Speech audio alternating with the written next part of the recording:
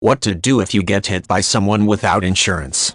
Car accidents are among the most common types of accidents that you can encounter these days. They are never the same, so making a car accident compensation claim will not be the same. There are some things that you will have to bear in mind when you want to make a successful compensation claim though. The insurance companies can be regarded as accident management companies. This is why you should understand that they can only do so much. The burden of proof lies in your hands and you will be the one that has to prove that the other party was responsible for the accident.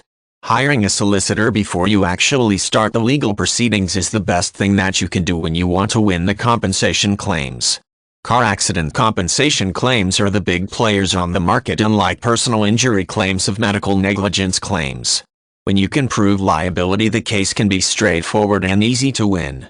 There is some specific information that you will have to hold, such as insurance number, the name of the driver, and the plate number. These are very important because you will need them in order to continue your compensation claim.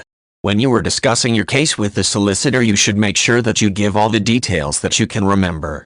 It is very important to remember everything that happened, so when you have the time you have to try and write down everything. Even when you were not the one driving the car, you can file for compensation claims. Passengers are also victims of the accident, whether they are in the no fault or the car at fault.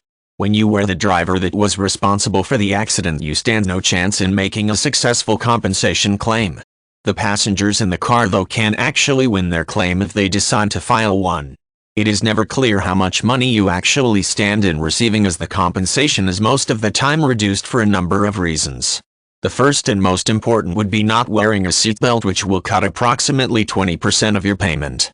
Another important reason why such payment can be reduced is for drink driving.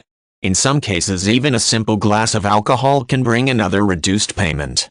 It really doesn't matter if you are in a taxi or a bus when the accident occurs, because you can still press charges and win the case. So find a solicitor to help you make your claim and you will surely not regret it.